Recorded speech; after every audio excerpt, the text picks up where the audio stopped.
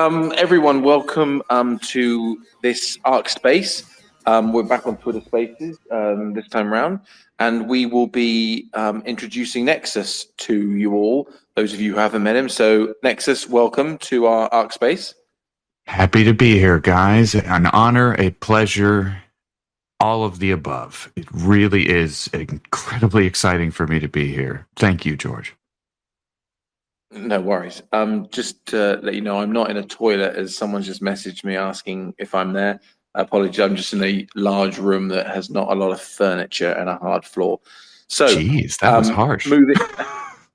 Yeah, well, we have some British community members who, don't hold any punches. I better be prepared for that trademark wit then.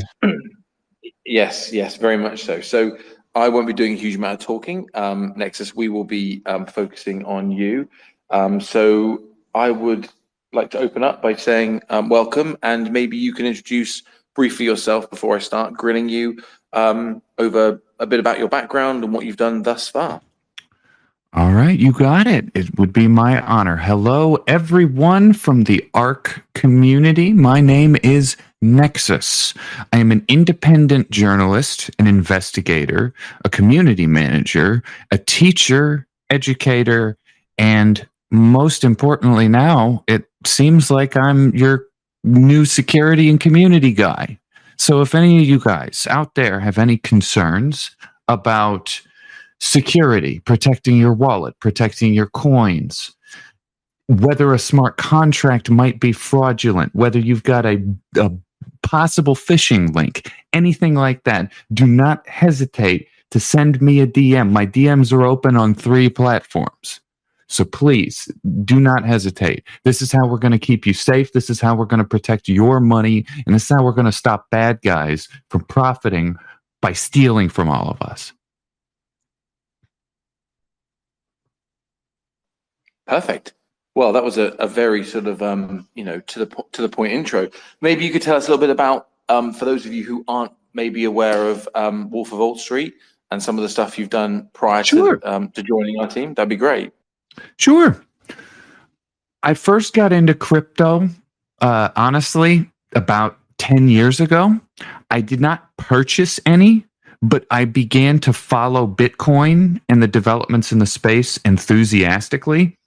I had the opportunity as a university student to get into mining, or at least be taught how. But the people who were into it were kind of flaky anarchist type guys, and I didn't really feel like I could trust them with my money, if that makes any sense. So over the last intervening 10 years, I worked a series of odd jobs. I've worked in politics. I've worked in retail. I was an Amazon guy. I've done a lot of things. But in 2020, I started getting more heavily into cryptocurrency, mostly because a technology startup, a friend of mine who was running an ad services company, said, "Hey, buddy, you should get into this." So I got into it, and I started showing people like what mining is, how that works, and how transactions are validated on the blockchain. From there, I found my way to a Discord server called the Wolves of Wall Street, which, like many Discord and Telegram servers at the time, existed just to kind of pump a handful of people's bags and inform people about various events and airdrops happening throughout the bull run. But over the course of the bull run, I would slowly pivot the server away from kind of bag pumping of certain people and towards actual analysis and education. And it was during that time that I interviewed Depot and the Depot team. Now, ARC and Depot, not the same thing anymore. There's some confusion that's still going on out there about that. But for those wondering about that period in ARC's life, I actually would strongly recommend you guys go watch my AMAs, because I strongly believe my AMAs with this team are among the few that demonstrated that ARC is not just it's not like a zombie project. Like some people said at the time, it's a zombie project. It is not. It's completely different. There's a complete pivot that took place, and the product is real. It was real then, and it's real now. Thanks for clearing that up, mate. Appreciate that. So, I mean, with regards to your Wolf of Wall Street background, talk to me a bit about how that started, where it's at now. Sure. Sort of like a basic summary of the journey, but because it's pretty impressive. Like, after I was chatting to you about it, I think it's definitely worth something mentioning, because obviously this is about a community manager position, and we've had a couple of community managers, Ryan, and then followed by Sam, and they, as far as I'm concerned, did a fantastic job. But you've also done a very good job from scratch. People are hitting me up already, by the way. They think I'm like here to replace Sam. Sam's in the audience.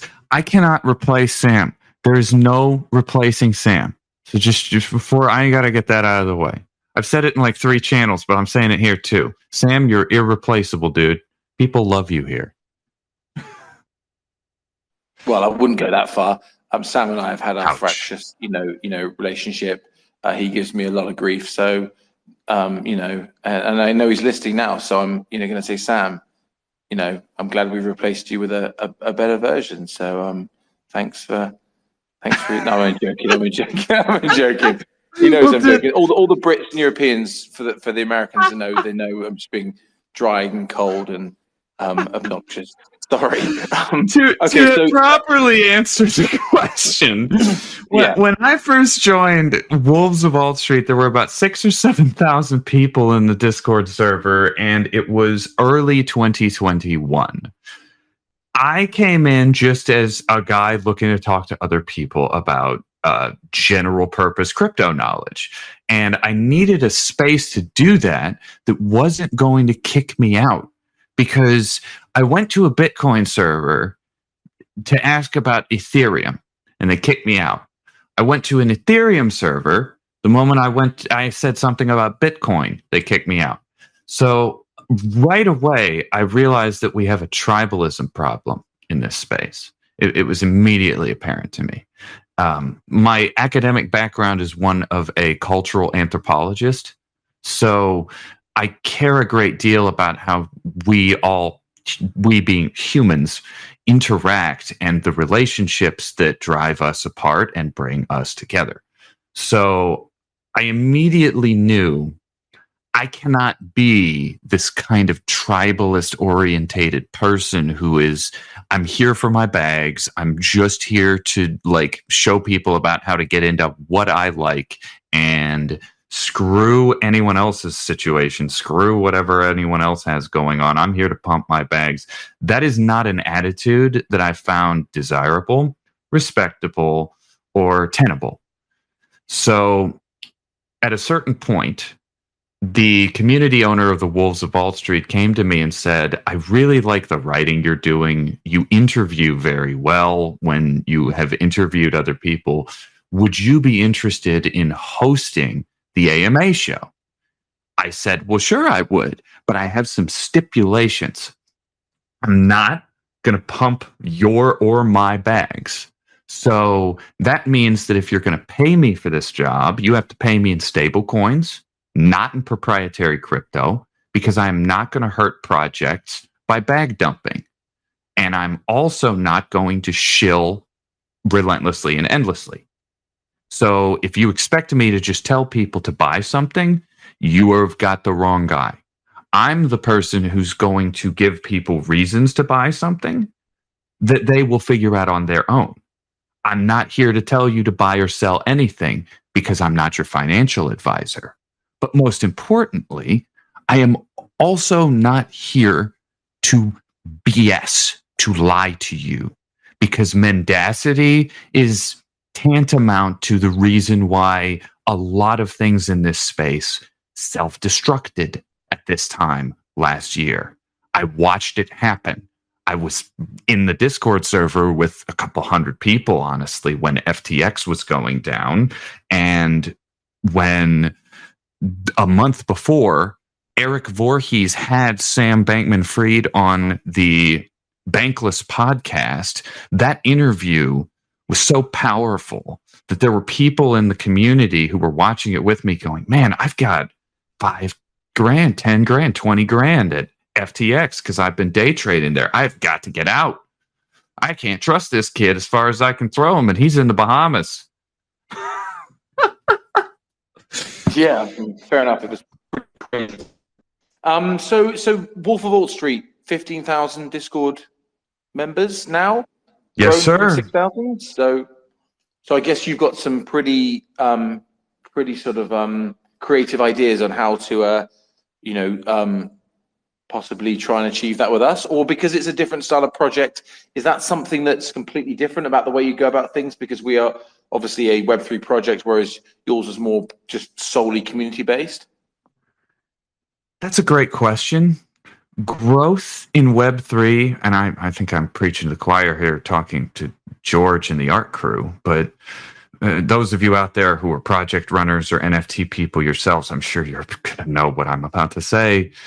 Growth in Web3 is nightmarishly difficult. And when you get it, it isn't always the growth that you thought it would be. I've watched NFT projects that I thought had great potential succumb to what I can only describe as degen promotional strategies that, resulted in influencers dumping bags on communities of well-intentioned people. And if I see that one time, it's disgusting, but I saw it what feels like 1,000 times. So the ethics matter a great deal to me in how a lot of this works, how a lot of this should be conducted. And anyone who wants to know how we ran promotions or we ran interviews, all of my interviews are available on the YouTube. I've deleted none of them. So where other influencers, other crypto creators will delete half of what they promoted just to cover up the fact they promoted something that went to zero, not only am I going to tell you, yeah, we promoted that and we airdropped some crypto to the community that came from that project, I will also do follow-up research. Heck, I'll do it with you. Well, we can sit down. We'll look into a project. We'll figure out what happened.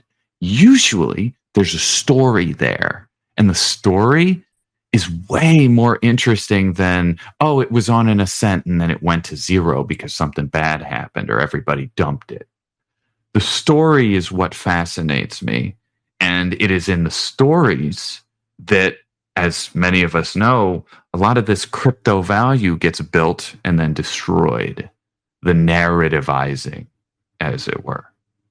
Yeah, that makes sense. So, I mean, with regards to not wanting to sound sort of self-centered from ARC's perspective, but obviously you've got a very successful community-based project, and you're doing a lot of on-chain, other work that you're doing.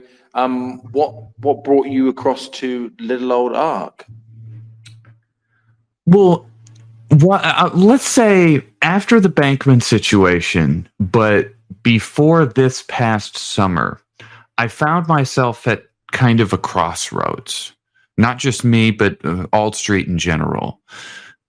With the depression caused by FTX imploding and stealing lots of money from everybody, alongside Gemini and Genesis, who also took a lot of money from people. Any of you who had money in Gemini Earn, by the way, I'm with you. I've got about $5,500 locked up that I'm still waiting to get back from Barry Silbert.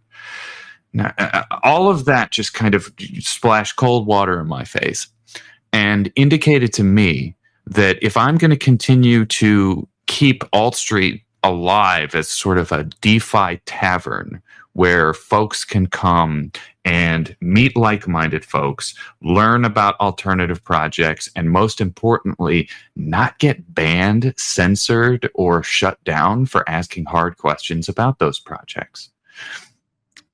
That dialogue, that's what mattered the most to me. And I think that's what keeps people coming back. In order to keep the server safe, because so many projects were falling victim to scam, I had to make a personal pivot. I had to become a security person in some capacity. Otherwise, I risked giving my community wrong information about how to protect themselves. And that is not a risk I felt comfortable taking, especially when I see my job as, even if I'm not really, it's a job I gave myself, but my job is to make sure you don't lose your money, not to a scammer, not to theft, not to price action. If I can, I'm going to help you try to hold on to it, because that was what nobody did for me. And that, I think, is what kept people coming back to the server. So when I made that pivot, when I made that conscious decision, I have to get more into security, I started reaching out to white hat cybersecurity folk in the space. And I encountered one named JP from the United Kingdom. At the time, JP was working as part of a tech startup he was calling Analysis on Chain. Now, anyone who spells that out will see that there's kind of an obvious initialism problem there. The obvious initial problem aside, with that acronym AOC, I convinced him that there was a better acronym and initialism he could be using that doesn't have quite as much of a stain, as it were, financially speaking. So with that transition from analysis to intelligence on chain, I was able to help JP and his partner, Crypto as a Service, Kaz, to themselves analyze, educate, and help prevent rugs and protect people from fraud. Now, unfortunately, my work at Intelligence on Chain is often very depressing, because people in crypto think that we can protect ourselves from the bad guys. We think that we know how they're going to get us. We think that we're ready. But truthfully, many of us are not. We're not ready to be ambushed by a spear phishing attack. We're not ready to be hit by a SIM swap. We're not ready to click an email that's going to drain every NFT, every valuable token, and send it to the Hermit Kingdom. So as I'm working with Intelligence on Chain, I'm discovering, wow, I really made the right call in pivoting to security, because the people who were coming in, the victims of fraud and scam on chain through chain abuse and malicious code and smart contracts, a lot of these guys have more money than I've ever seen in my life. As I said before, I was a retail worker, an Amazon worker, and the highest paid position I had in my life was a political data collator. I've never been rich. But if there's one thing I know, it's that you don't have to be poor or rich to know how to hold and not lose your money. You just have to be diligent, and you have to be careful. And a lot of these guys who were richer than I've ever been in my wildest dreams, they lost everything just because they weren't careful.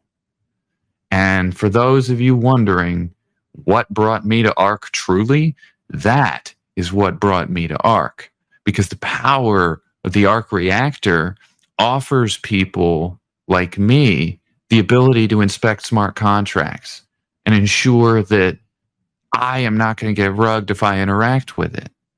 I can dissect it. I can look at the code in a way that a non-tech oriented person might be completely overwhelmed at the idea of doing. And that visualization, the ability to deconstruct and break it down into its receding parts, that enables me to then say, all right, so I know what this part does. I know what that part does.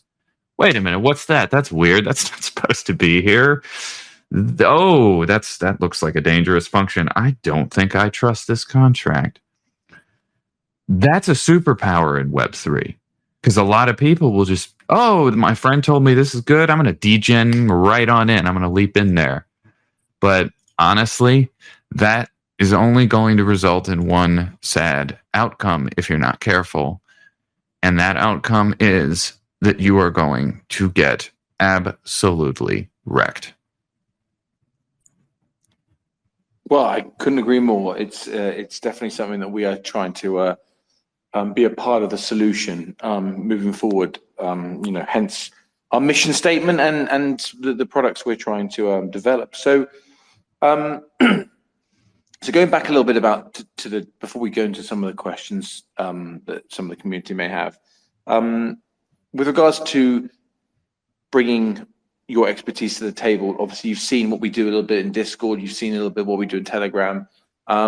Is there any sort of sort of sneak peeks that the community can expect to see going forward? Obviously, Sam did a great job with the poker nights, which were sort of immensely sort of popular. Anything you can sort of tease at this stage? Well, as I keep, a lot of people were hoping I'd be able to continue the poker nights. I'm certainly going to try to if I'm able. But the issue that's going to come up for me is that I'm constantly needed to be on calls with folks all over the world in various time zones. Usually it's, what's this smart contract? What's going on? Did I get rugged? Where's my money? How is it moving throughout the chain? I can't follow it around. Basically, I'm helping people. I'm spending a lot of time helping people. And my goal is to make it easier for everyone to help each other. Now that sounds a little esoteric, but I have some ideas on how to accomplish this. Now, Web3 is very different than a traditional business. Obviously, we all know that. So that kind of means we have to try some non-traditional strategies. I don't have anthropological data to back up whether any of my ideas are going to be successful until we implement and try some things.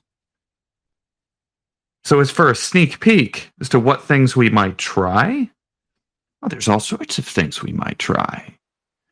Initially, what I want to do is I want to reach out to a bunch of cybersecurity providers that I know throughout Web3 and in some ways Web2, and see if any of them might be interested in hanging out in the Discord, maybe chatting up the community about Web3 security, how to protect your wallets, how to protect your project's smart contract, maybe even something as simple as why Ledger is less trustworthy than some other cold wallets that you could go with.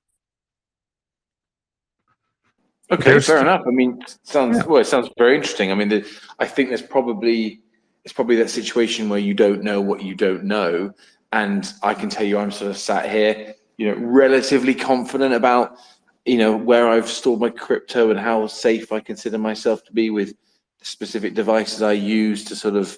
But I bet you it's not that secure. I guess. I bet you could tell me some horror stories that people have had with more sort of secure setups than I've got. Too many. The most recent one would be the LastPass nightmare. So I don't know if any of you are aware of what LastPass is. It was essentially one of those one password aggregators that you could use to make maintaining and managing a large number of passwords across a large number of accounts.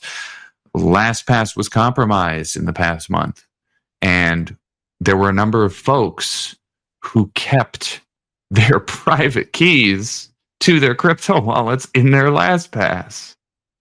Now, I don't think I need to tell the community here what happened to those folks' wallets. And even scarier, there were a number of those wallets were cold wallets. So if you think that just because you're keeping your crypto in a cold wallet that it's safe, frankly, it's not. It's still vulnerable to key theft. If the key is compromised, then the wallet is compromised. Yeah, as I frantically go through it. No, I'm joking. I use Dashlane actually. Don't know if you've heard of that one. Yeah. But yeah, same principle. But yeah, I appreciate what you're saying. So it'd be interesting to see who you bring into the Discord, because the whole mission is for that sort of securing Web3 for us. So be really interested to have your experience on board. So should we have a little dive through? Before I have a look, I've had a little look on Discord for as far as questions concerned. I can't see any at the moment.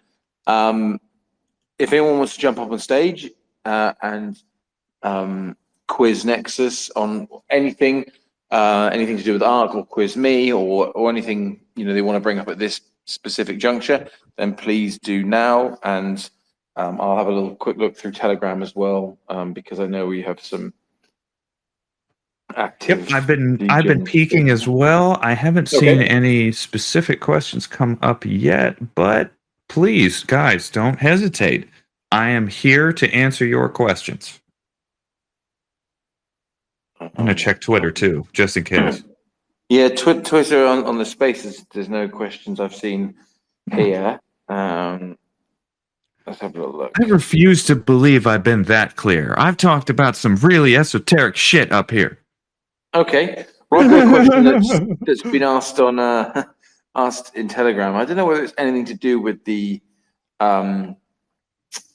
specifically with this AMA, but let's answer it anyway. The question is, do you guys feel there's a lot of art coming to circulation every month? I'm interested to get in, but the inflation/vesting puts me off. Any ideas? So just to Necksus, just to fill you in, we're at about, I think probably about 770, 780. You'll see on CoinGecko tell you how many 780 million, say, out of 1 billion tokens in circulation. When we launched Depot, I think we had 280 to 300 million out of that. So 20-30%. Now we're at sort of 80%. And I've always said, and I don't know what your experience is, I've always said to the community, at some stage you are going to have the full amount of tokens. They're going to be dumped on the market. They're going to be available. They're going to be existing. They're going to be unlocked. In open circulation, as it were. Yeah, it's going to happen, right? I've been looking at other projects at the moment, specifically ones like VRA, which Veracity, which they just burned a war chest. But you're talking about, they had something like 90% of tokens were held by the team, and people were still buying. So, and I've looked at loads of different ones. Correct. AI projects, some new, some older, all of them with a much bigger market cap than we've got. And all of them have a weaker tokenomic model as far as I'm concerned. And that is to say that the tokens are being withheld either in locks, or they're vested, or they're in a war chest, or something like that. So I'm always relatively confident with this one, saying that they're out there and they're unlocked at the 12.5 million tokens a month. We locked these back up, oh God, it's been 18 months ago maybe. And we just thought instead of having big unlocks that we used to have, we thought we would just drip feed them. My thought, or our sort of thought process, is that if we come to require another exchange listing or anything like that, you still need to provide a specific amount of liquidity. So you can't be in a situation where you have no tokens at your disposal from the team. But I think it's also important to explain to community members that it's not a case of 12.5 unlocked dump, 12.5 every month dump. It's not that. Sometimes some of them will be used, sometimes very little of them will be used, sometimes there'll be more, depending on the business situation. But in your experience, 78 to 80% of tokens in open circulation, with the rest locked, is that a normal situation for you? It is normal. It's definitely not outside of what I would consider usual to have seen in terms of token distribution. Most noteworthily, I would say that when I do what I would call an analytical breakdown on ARC's token distribution, it really is just, as you said, it's on chain. We can all kind of go verify it ourselves. ARC has actually got a really lovely spread. There's a lot of different people who are holding onto these coins. And the team that's responsible for the project, this isn't the same as stocks, guys. Like, a lot of people think that when a team creates a token, that it means that it's an equity in a similar way as stocks. That's not really the case. In fact, because token contracts on This space was downloaded via spacesdown.com. Visit to download your spaces today. Ethereum are permanent and really non-changeable once they've been deployed. There's a certain level of permanence to the way this operates once everything's out in the wild. The team, that being George and the ARC squad, there's not much they're going to be able to do to control the behavior of tokens in the wild. They're going to do what the coins are going to do. The users are going to do what the users are going to do. That's part of being in a decentralized environment where a lot of us are going to make our own choices. And that's always important for me to highlight, because I've got a lot of friends in a lot of projects and developer squads in projects, and a lot of those guys will talk to me about, man, the community's hammering me about what's happening with the token and the token supply, and I always have to tell them, we don't have control of the token supply anymore. We released it to the community. The community has control of the token supply. The market is determining what the token supply is worth. Agreed. Just thought I'd mention it as we've got another one on here, so just a question. But does anyone listening, guys, anyone want to come up and have a chat? If not, do you have any questions for myself or Necksus, or you can by all means send it in Telegram, Discord if you're not comfortable coming up and speaking. Oh yes, and if anyone is anonymous, wants to do it the anon way, I'm actually open to taking your questions anonymously as well. So if you want to DM me your question, say I want it to stay anonymous, I'll read it and answer it anonymously. That's no problem. Oh, I've just been sent. Okay, here's a question.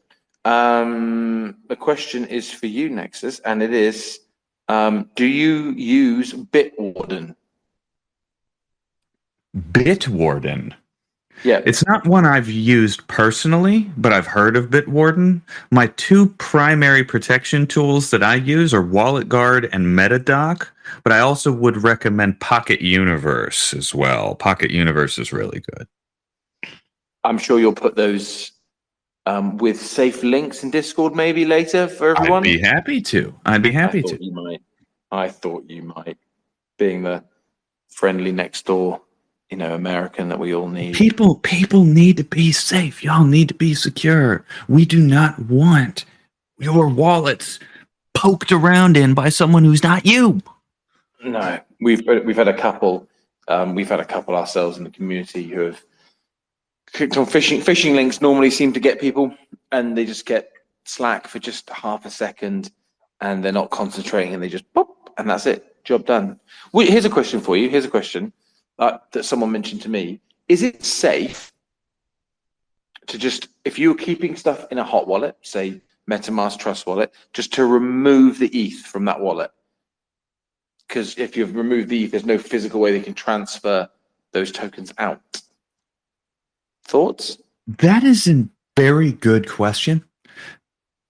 In terms of stumbling into what I'd call a gas trap, which is to say, your key gets phished, a coder takes over the wallet, and they write a script that essentially anything in the wallet is going to get drained and sent to the bad guy wallet.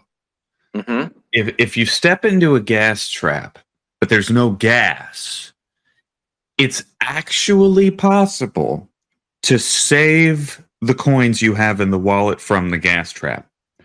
Now, I'll be honest with everyone here. I don't have the technical scripting and coding skill to pull that off, but I know people who do. And it's not easy, but they have rescued compromised NFTs and wallets that have valuables in them that were hit by wallet drainers that are in that exact scenario where the wallet is gas trapped and the bad guy would send all the valuables out, but there's no gas. Now, they could send in money and get it out themselves, but that's not what any of these guys do. They don't actually track, like they're not going through a spreadsheet of stolen wallets and saying, oh, okay, that one, no, they're not doing that. This is lazy. This is minimal energy investment on the part of the bad guys. They do not want to think about this for any more than half a second. So they're not going to go through the spreadsheet. They're not going to go through a million wallets. What they are going to do is automate everything and watch as the money rolls in. So because of that, you actually, if your wallet gets gas trapped and there's no gas in it to send the tokens out, you actually have a big window for a clever scripter to program a single transaction in which you rescue everything. So that's probably the best news I can give you. So honestly, the too long didn't read is if you have ETH in a hot wallet and a bunch of other tokens on ETH in the hot wallet that are super valuable, then to an extent you can protect it from being hit by a gas trap by just not having a lot of gas in it. But also you could protect it from a gas trap by just not stepping in the gas trap to begin with and not signing the malicious approval. Fair enough. I mean, yeah, I hate it. It is, yeah. It's awful. It's one of those things where almost to a degree, ignorance is bliss, because now I'm just looking at my phone thinking like, where have I messed up?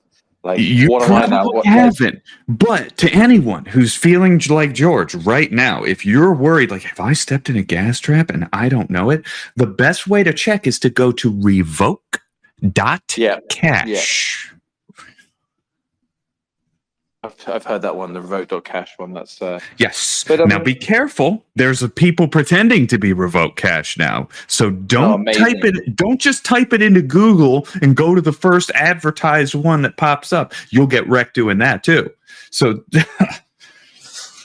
okay, here's one more for you because I seem to be the only person willing to grill you. MetaMask, you set up your wallet, whatever. Trust Wallet have a different secure system where they allow you to use Google Drive to back up your phrases. Yes, they do. So it can't be as loose as just walloping it on on mine or someone else's just Google Drive, right? Because that would be a easy backdoor, surely. Correct. Or is it not that simple? Correct. No, it's if they had access to your Google Drive, right? They had it in. Then what they could do is they could, if they had the password to it, that's what they would then use to decrypt it. Because you would set a password for it, right? That's how you would decrypt a wallet file to use it. It's the same password that would be used to decrypt the private key. In the case of Trust Wallet, you actually have the ability to back it up to your iCloud as well if you're an iPhone user. Now, I bring that up because I genuinely am going to tell people not to do that. Do not back up your wallet to your iCloud. Why am I saying that? Because I've seen 1,000 iClouds compromised by SIM swapping. Got ya. So it's really hard for me to want to recommend people back up their Trust Wallet on iCloud when a SIM swapper can just take over your phone, take over your iCloud, game over. I mean, does anyone remember a horrible internet event known as the Fappening? That was the result of iCloud takeovers of a bunch of celebrity phones. Just a bunch of nudes and private information just leaked willy-nilly. Just, there it is. If you thought you were private before that, you are not private anymore. Oh my God, I'm stressed. You're making me stressed now. I thought I was okay. No, it's security is so stressful. But that's kind of the thing with security, right? Is when it's working, you're not thinking about it and nobody cares or even wants to spend any time or energy on it. But when it's not working, everyone's panicked. Everyone's freaking out. Oh God, we got to plug holes, dig trenches, get the team, deploy the soldiers. Fair enough. So obviously that's part of what we're doing at ARC is we are trying to promote an element of security by showing people that just because a project exists doesn't mean it's safe. And there are so many new people that will join, and there'll be new people that join this industry when the bull market does start to fly. I remember my first swap on Uniswap. I had no idea what I was doing. When I first started, I think I slammed about $2,000 worth of USDT into Coinbase, which they weren't accepting at the time. So I just evaporated that. That was a good time. So I mean, there are loads of new people. The reason I mention that is that, you know, there are people that will just jump into crypto because someone will say, you should buy that Ethereum stuff. Like, that's making money, and people will just go on there and they'll do it themselves. So we are going to have that new wave of retail that will come in. So obviously part of what we're trying to do is get people used to sort of thinking about what you've said there, security. So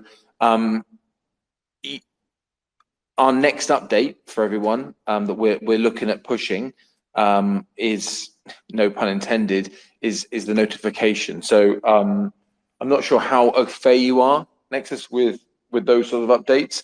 I know you've been speaking to TJ a lot, but how important do you think it's going to be for people to sort of have the tokens in their wallet? Let's say the 7 tokens they've picked as their bull run portfolio. This is their retirement one. You know, everyone says it. To have push notifications sent to your phone via Telegram or Discord, saying so-and-so project has made a change to their smart contract, or so-and-so project has changed the tax, you know, the buy tax or the sell tax, or something that where there is either malicious intervention or insider intervention. How important do you think that will be for sort of, you know, retail? Oh, I think it's going to be incredibly important. There's so many people who want to check smart contracts. We've seen some projects similar to ARC come up. I don't want to name them, but they've deployed some AI tools on things like Discord and Telegram to help people examine and look at smart contracts. But when I've looked at those tools myself, they seem kind of rudimentary. They don't look at everything. And frankly, when I look at them, at the information they do drag, they're not dragging anything that I couldn't figure out myself if I went and created a Dune dashboard or looked at the chain data. Okay, fair enough. But you know, I guess we're used to, in this sort of day and age, you know, you sign up to an app, or the first thing it is do you want to receive notifications? Like, it becomes second nature to expect laziness of, I've got an email, ping, I've got a message, ping, whatever it happens to have, whatever app, notifications are an option. So you know, in your opinion, having that security element pushed, would you say this is the sort of the inevitable next step where people sort of, you know, have that on their phones? I do, actually. And the reason why I think that is because the anthropology of all of us in the information age is still evolving. As many of you could probably imagine, we have not yet come to the point where we know exactly what the impact of 24 hours a day, 7-day a week internet access is going to have on a developing human mind, or even a fully developed one. This technology has only existed out in the wild for basically about as long as I have been alive. So I guess I'm one of the curious people on the forefront of all of this, where when I was a child, I did everything with pens and pencils. Today, children are born who will never know the need for a pen or a pencil. It feels very relative to me as an anthropologist, but that's only because we have yet to get the data on all of this stuff. That said, though, based on personal experience in blockchain and crypto tech, I need pings when the prices are changing, because in life, I'm often doing other things. I might be out to lunch or going to dinner with relatives, but the Web3 never stops. And sometimes I've got to drop whatever I'm doing and handle some serious nightmares going on, whether it's a raid on a Discord server, whether it's somebody who thinks that there's a phishing operation, or honestly, most recently, journalist impersonation. So, George, if somebody hits you up telling you they're from Milk Road or Be in Crypto, they're probably lying. Oh, right. I they just like send me some money, and I'm like, no problem. How much do you want? No, we get loads. We're all, to be fair, I think we're pretty, we're all here pretty savvy, relatively savvy. Like I said, I think 2 people in the community over the last 2 years got hit, and they knew they did it straight away. They knew they tapped that link, and luckily it wasn't for huge sums of money. But still, it was a bit of a kick in the teeth. So we are very, very aware of it. I'm only messing about. But I guess as these things develop. I was just gonna say that's the beauty of security education, right? Like if you and me and the squad can educate and inform people on how to avoid and understand, oh, the scammer's coming at me right now, I better not click that, or I better be a little more dubious about that guy's link than I usually might.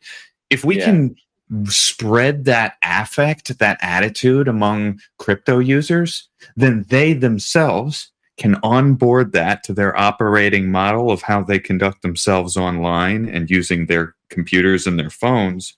And from there, help more people. They will spread that information as well to protect their friends and their sub-communities.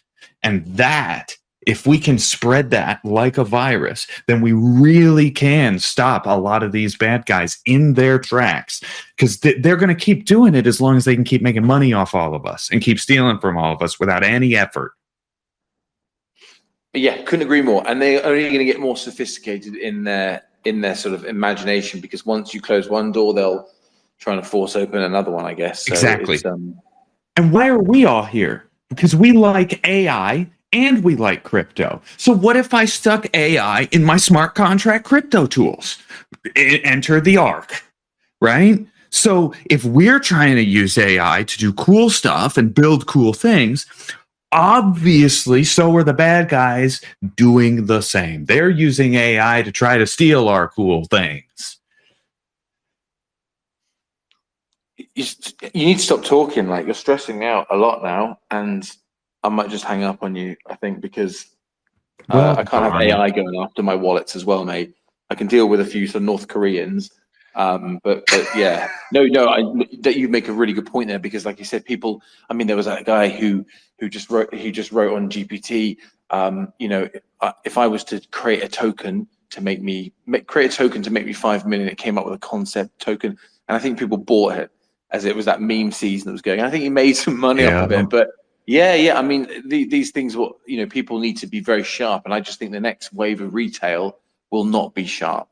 They won't be. So I guess the more we have in place, like you said, the more we can spread the word. Maybe virus is probably the wrong word to use in this context. Virality is often contextually used in the modern internet era of meaning a good thing. My post went viral. Yay! True. Obviously, if my post was, guys, I got wrecked, I am now broke and on the edge of homelessness, will people donate me money like they donated money to BitBoy? Like, if that goes viral, obviously that's just kind of sad and pathetic. But I really did genuinely mean virus in the internet information spreading sense, and not in the sickness sense. Obviously, sorry, you've fallen foul to my appalling, dry, sarcastic way again. No, point taken. My favorite landmine, George.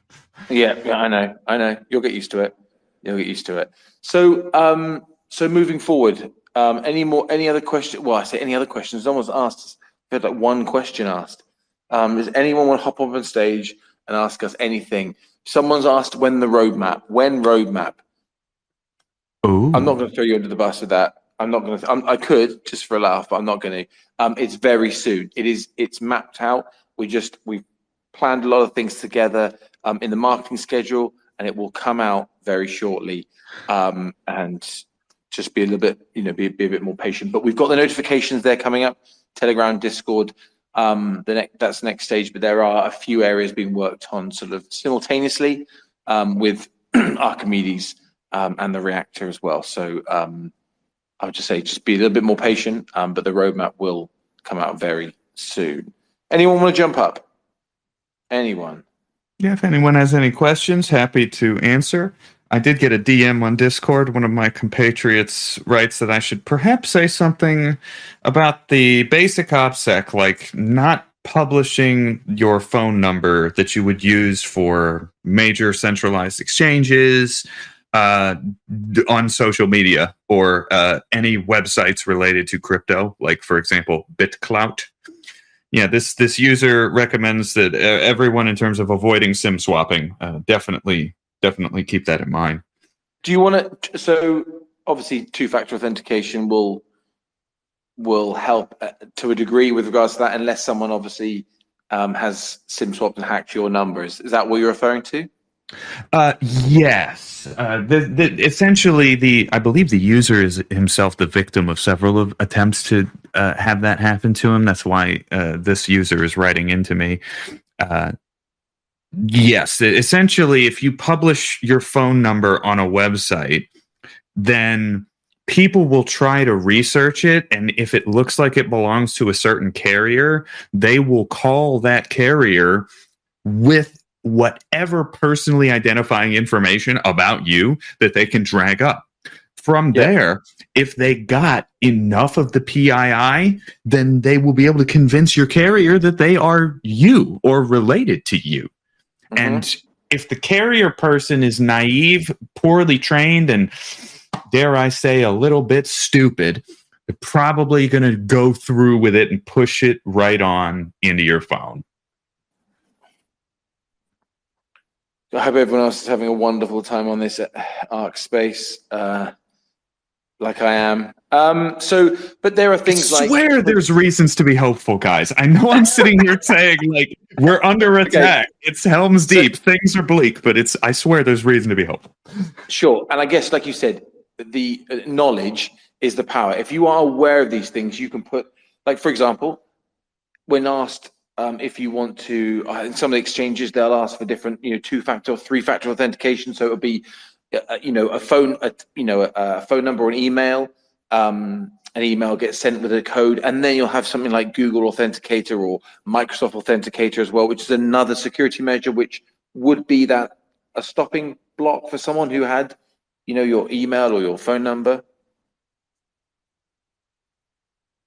That was a question, Necksus. Oh, that was a question. I'm sorry. You were rambling a little. So having that third, that third element of security, be it sort of not just a text message or an email being sent, but having that, like the authenticators you have on your phone. Is that something you'd recommend to everyone? Absolutely, it is. Absolutely, it is. We would call that beyond 2FA.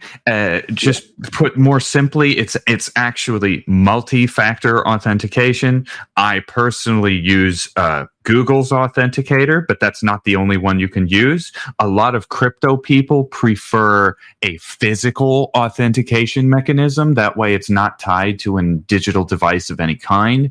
Of those, a lot of people are recommending YubiKey. Yeah, YubiKey, I've got one. You put your thumb, it's like a little thumbprint. It's like a USB drive with a thumbprint you just pinch, don't you? Yes. Yeah, I don't have one of those myself, but it's definitely something I'm considering picking up in the near future. Yeah, Binance. I think Binance, you can have it with 4 different authentication, and then no doubt you do that, you're rigid with your security, and the exchange goes under. So it's all good. It's all good. Like it's all good.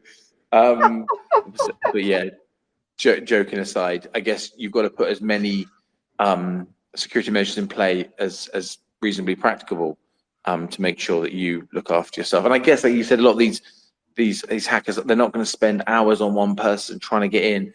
It's going to be scripts that are just scanning for weaknesses in people's portfolios. And I guess this is the part where I can give people the best possible news about the bad guys. And that is, the bad guys are, for the most part, uneducated human beings. They know what they know from life experience, just like you. But because they have chosen this path, we know they're not that bright, and they're probably really lazy. They do not want to spend a lot of time if they're not going to get a ton of money back. In that sense, they're running a business just like anybody else is. They have risk, they have return, and they have, quote unquote, a board of directors. Now, most of us in companies and businesses, if we think of a board of directors, we're just going to kind of roll our eyes and think of a bunch of gnarly old smoked out men in a boardroom telling us what to do. But the criminal boards of directors, those guys, you don't want to mess with those guys. Those are the kind of guys who will make you disappear off the face of the earth because you were an inconvenience to them. Someone say that was investigating them on chain. Necksus. Putting your head on the chopping block here, are we? Maybe a little bit. Maybe if you all come to the after party, I'll tell you some horror stories of hunting bad guys. No chance. No, not involved. If anyone's listening, I'm not involved with him and his. I'm happy to let you criminals just take all my money. Actually, just take it and leave me alone. No, I think a lot of people would be very interested to hear that. I know a lot of people use Eustace Chris, who's been sort of floating around a few of the sort of communities and other sort of smaller projects and stuff, and he does a lot of on-chain stuff. That's we were subject to a lot of that when we made the move from Depot to Arc, quite rightly. And yeah, I welcome it, but a lot of people, I've tried to, follow a few wallets on chain, and it's once you start getting into sort of the third, fourth, fifth string, it's very, very difficult to necessarily understand exactly what's going on, and have a real big picture with it.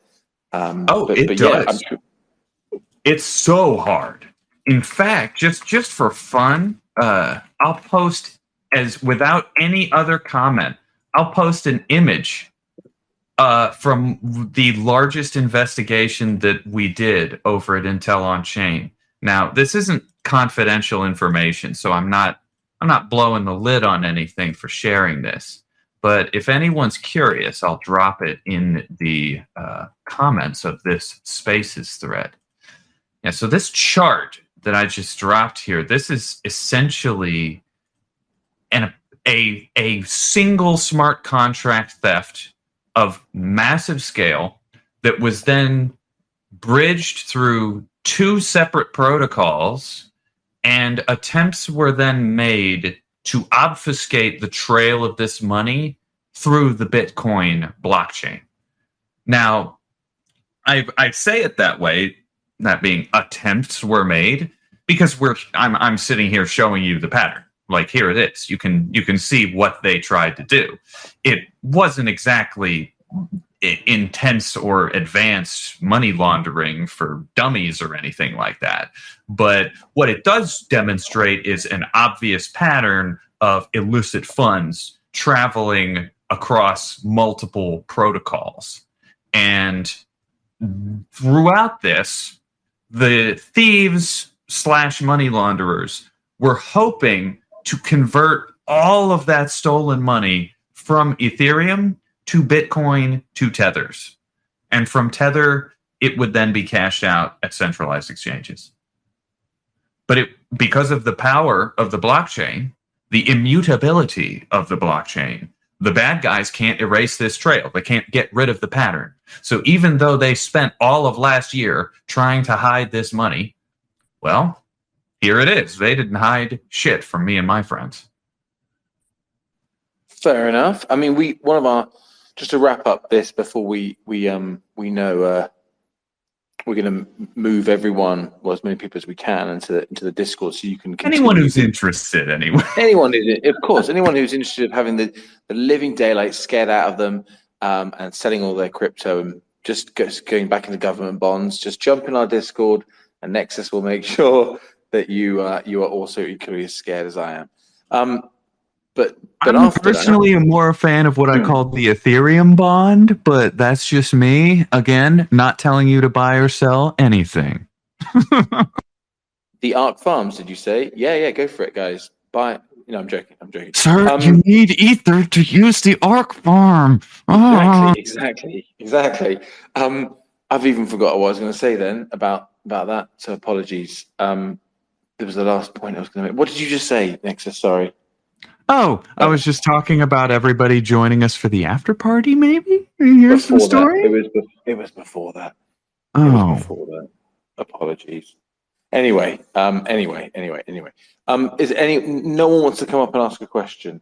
Nothing at all. No, no one. We have a shy community. They're not shy when they text. They're a right bunch of keyboard warriors, but no one likes to talk. They give us some loads of shade on the in especially the Telegram lot. I'm seeing some regulars here. Crypto Walk, decent. oh yeah, Arctic Jungler, yeah. Feek, it's a bit quieter recently, but yeah. bunch of fun characters. These guys. Oh, they give me constant grief. So this is the only chance I get back to stand on top of my soapbox and give them some grief back. But no, they're all good. They're all good guys. They're very conscientious. But yeah. So is any other parting comments with regards to you joining the community arc that you want the community to hear from yourself?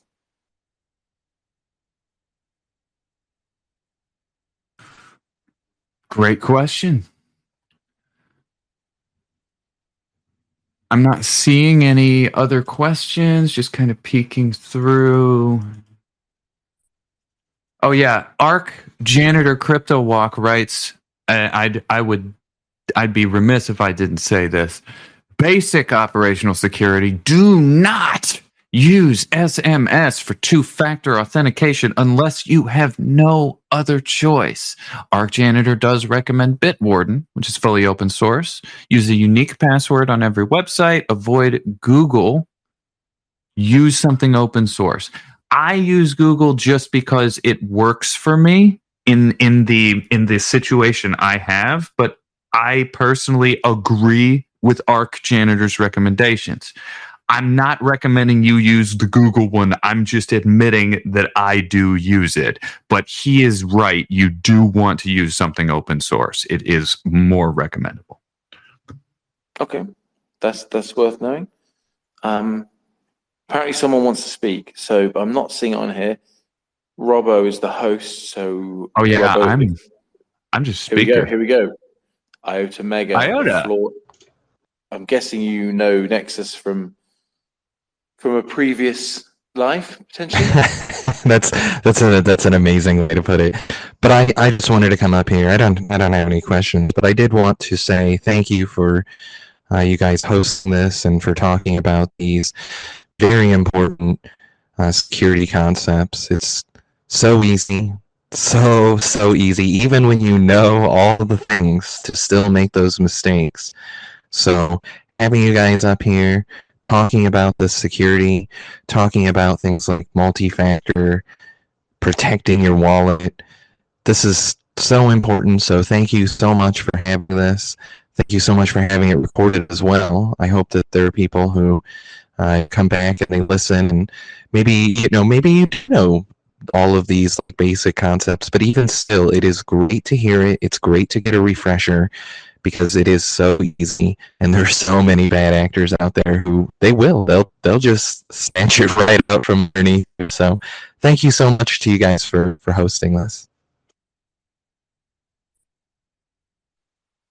Our pleasure. Thank you very much for coming up and speaking. It's good to have a few people come across from, sort of other communities or other connections. Always, the more the merrier from our perspective. And I'm sure we all have loads more to learn. I'm looking forward to Necksus sort of, sharing all those things with us. But maybe Necksus, when you speak to me about it, just dress it up in a really nice manner. So it's just like maybe someone took $50 or something like that. I don't want to hear any of the horror stories. So, I'm sensitive to that sort of stuff. So that'd be great. Oh my. No worries. Does anyone else want to hop up, guys? Anyone else going to jump up and ask any questions or hurl abuse? No, nothing at all. Well, I reckon it's been just over an hour, Necksus. So I'll say thank you very much to everyone for listening. Necksus, I'll let you sign off with your sort of invite over to Discord. But thank you very much, guys, for hopping on, new and old. Hopefully we've shared some highlights about what Necksus is going to bring to the community as that community manager role, and hopefully some of the expertise he can rub off on all of us. So Necksus, over to you, and thank you.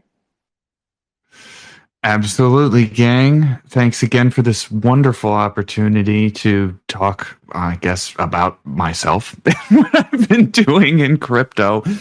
I have had a very weird journey to get to this point. I honestly still do not feel like I'm even here right now. I'm not even sure I am me. That's how weird all of this has felt.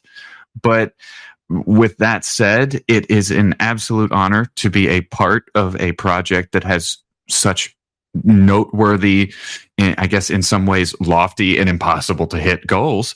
But at the same time, I genuinely am thrilled to help spread tools that will enable both investors, security providers, leaders, executives, CEOs, NFT artists, what have you, to conduct auditing of contracts in a way that you can understand, you can feel comfortable with, and will help you navigate this incredibly complicated world of Web3 that Vitalik Buterin, CZ Binance, and all of those other goobers have put together that we're all just trying to survive it.